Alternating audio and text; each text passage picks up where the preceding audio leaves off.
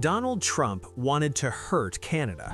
He threatened a 100% tariff on all Canadian goods entering the United States, believing it would force Canada to fall back in line.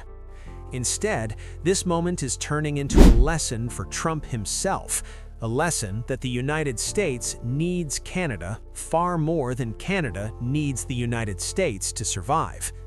In the process, Trump has exposed not strength, but hypocrisy, desperation, and a loss of control. Trump's latest threat is blunt. If Canada moves forward with trade engagement involving China, he claims every Canadian product entering the US will face a 100% tariff. This is not targeted trade enforcement. This is economic intimidation. Trump has dressed up a limited tariff relief arrangement between Canada and China as if it were a sweeping trade deal, when it clearly is not, and he has done so to justify an emotional reaction to something else entirely: Canada's refusal to bow to him. Even trade experts are clear on this point. This is not a legal complaint, not a rules-based challenge, but a political tantrum. The trigger was not trade policy. The trigger was Mark Carney standing up to Trump on the world stage, most notably at Davos. Trump does not respond well to being challenged publicly, especially by countries he assumes should comply quietly. So another day, another tariff threat from President Donald Trump, and that 2 days after he said it was okay for Canada to have a deal with China. What is your assessment of this threat and the flip-flop from the president? Well, what's the expression, here we go again? Trump is dressing up a tariff relief arrangement between Canada and China as a major trade deal, which it isn't, to justify a political tantrum because our prime minister played David against his Goliath at Davos. It's not a legal complaint. It's a political one driven by Trump's peak. But I think, there's a bigger question here, Akshay, and, where is Trump headed with this? He's not going to impose 100% tariffs on Canada because that's going to cost American consumers heavily. Just think what that will do to the price of gasoline. We supply something like 40% of oil to the United States. He's not going to do that. It is self-destructive for the United States. Canada is not a replaceable supplier. It is deeply embedded in the American economy. Canada supplies roughly 40% of all the oil the United States consumes, and that oil flows directly into U.S. refineries, especially in the Midwest, which are specifically built for Canadian crude.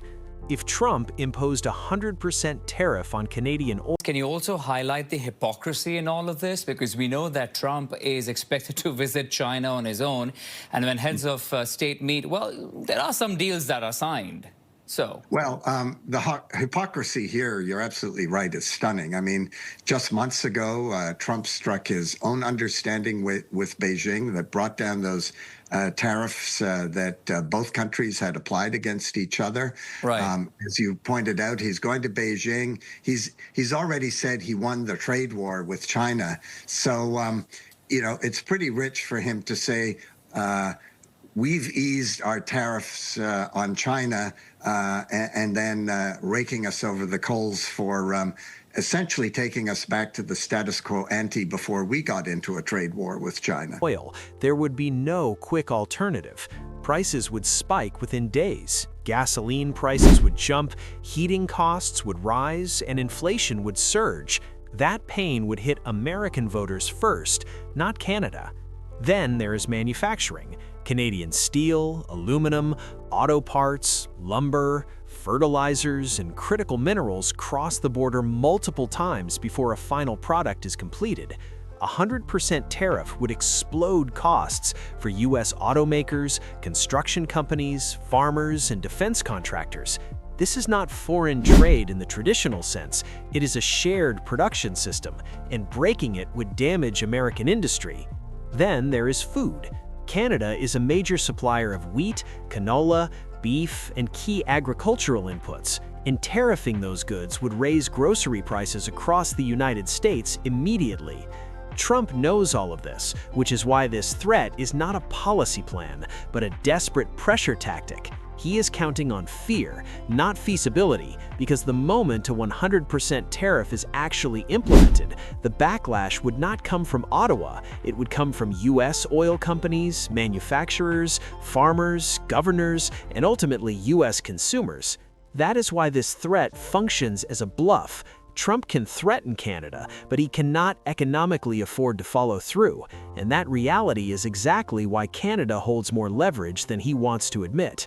The fear underneath all of this is simple. Trump is deeply worried that Canada and Mexico could become alternative trade gateways as global supply chains shift. He does not want diversification. He wants control, and that is exactly what Canada has started to take back. By signaling that it has other options, Ottawa has strengthened its hand, not weakened it. That is why Trump is escalating rhetorically, because pressure only works when the other side has nowhere else to turn. His next move is predictable. As CUSMA renewal talks approach, the message from Washington is becoming clear. Stay inside the American tariff wall or face consequences. This is not about improving trade, it is about forcing alignment. And Trump knows Canadian businesses will feel the pressure because 75% of Canada's trade still flows to the United States. That is the gauntlet he is trying to force Canada to run. Now comes the part Trump cannot explain away. Just months ago, Donald Trump struck his own understanding with China, easing tariffs on both sides, publicly claiming he had won the trade war. Visits were planned and deals were signed. Yet Canada, restoring pre-trade war conditions on a limited basis, is suddenly framed as betrayal. That contradiction is not subtle, it is stunning. Trump eases tariffs with China and then turns around to threaten Canada for doing far less. This is not consistency, it is hypocrisy. The deeper truth is uncomfortable for Trump. Canada is not dependent in the way he pretends. Canada supplies energy, stabilizes supply chains, and remains a reliable partner the United States cannot easily replace. Trump's threat does not show dominance, it shows how constrained he actually is. Because if Canada were truly expendable, he would not need to threaten at all. Donald Trump threatened Canada to project power, but instead revealed dependence. He warned of 100% tariffs, knowing he cannot afford to follow through.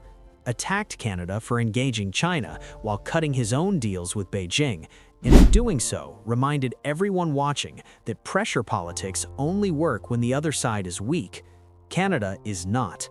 And this moment may end up teaching Trump that reality, whether he likes it or not. If you want clear, fact-driven analysis of how Canada is navigating pressure from global powers, subscribe to Canada Today. Like the video, share it, and stay with us, because this story is still unfolding.